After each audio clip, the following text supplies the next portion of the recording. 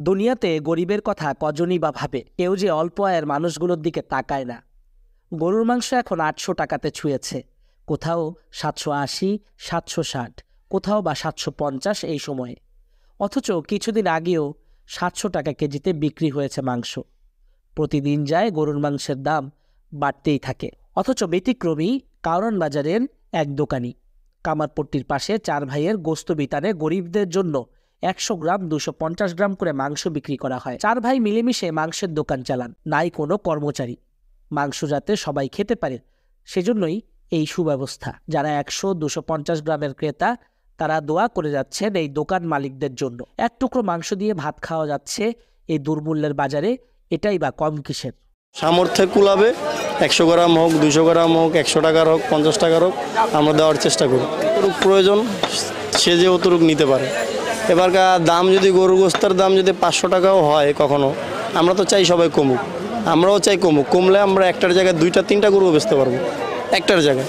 এখন দাম বাড়তি, মানুষ খায় কম, এই কারণে চিন্তা করলাম যে অনেকে তো বেতন তার বেশি না, সে যে অল্প কিনতে পারে, দোকানে এসে যে খালি হাতে না ফিরে, এই চিন্তা ভাবনা কইরা আমরা এই গরুর গোস্তটা যার যতটুকু সামর্থ্যে কুলাবে ১০০ গ্রাম হোক, ২০০ গ্রাম হোক, ১০০ টাকার হোক, ৫০ টাকার হোক, আমরা দেওয়ার চেষ্টা করি। চেষ্টা কি আমরা দেই, আমাদের কাছে আসলে এই যে সাইনবোর্ডে লেখা রাখছি এই কারণে যে মানুষ দেখা নেই। এই উদ্যোগ নিচ্ছেন আশেপাশে যারা কসাই দোকানদার আছে, জি, কোনো ঝামেলা করার কোনো ঝামেলা না, এই বিষয়ে কোনো ঝামেলা নাই আমাদের। তো আমরা চাই এই সিস্টেমটা যে আমাদের, আমরা তো শুরু করলাম, এই সিস্টেম যে আমাদের বাংলাদেশে সব জায়গায় চলে। এবার গরুর গোস্ত হোক আর অন্য কোনো পণ্য হোক, এটা মন থেকে বলি। কারণ অনেকে আছে ভাই কিনতে পারে না, মনটা চাইলেও বেশি দামের জিনিস অল্প করে কিনতে পারে না, তো দোকানদার যে অল্প করে দেয়, এটা দোকানদারের কাছেও আমরা যাই হই, আমাদের আবদার আছে যে দোকানদার কাস্টমারের যার যতটুকু লাগে তারা যেন অতটুকু পণ্যটাই দেখে। এবার যে কোনো পণ্যই হোক, গরুর গোস্ত এত দামের জিনিস, আমি যদি এখানে ১-২০০ গ্রাম বেচতে পারি, সে অন্য অন্য জিনিস ২00-৫০০ টাকা কেজির জিনিসও কিন্তু ২০-৫০ টাকা ১০০ টাকার দিতে পারবে, ইচ্ছা করলে, চেষ্টা করলে।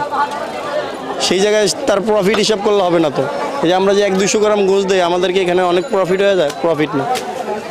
আমি আমার কেনা দামটাতে দিই, হয়তো যেই জায়গায় একটু করে হাড্ডি বা চর্বি দিতাম সেটাও দিই না। যে ১-২০০ গ্রাম গোছে কি হাড্ডি চর্বি দেবো, সে কী খাবে নিয়ে, এই কারণে অনেক হিসাব করে গোষ্ঠটা খেয়াল করেও দেই। আর ভালো দেই, মানুষ ভালো পায় তা বললে কিন্তু আসে। কারণ একটা জিনিস যদি আমিও একটা জায়গায় গিয়ে ভালো পাই, আমিও সেই জায়গায় আবার যাবো, আর খারাপ পাইলে যাব না, এটাই হিসাব। বিশেষ করে খাওয়ার পণ্যের উপরে এটাই হিসাব। আমি যদি একটা জিনিস কিনা ঠইকে যাই, খাওয়ার জিনিস, আমি ওই জায়গায় যাবো আর যাবো না। কিচিন মার্কেটের ডান পাশে কামারপট্টি আছে, ঠিক আছে, এই কামারপট্টির কোনায় একটাই গোশ দোকান, সেটা আমাদের।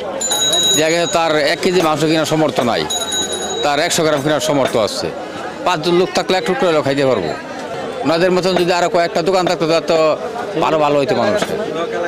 অনেকে চাইতে শরম লাগে, কিভাবে নেয় সব লাগে, মনে করেন কী করবো, কানে কানে কবে আমার ১০০ গ্রাম মাংস দাও, ১ কেজি নিয়ে আজ একবেলা আর দেখাবো।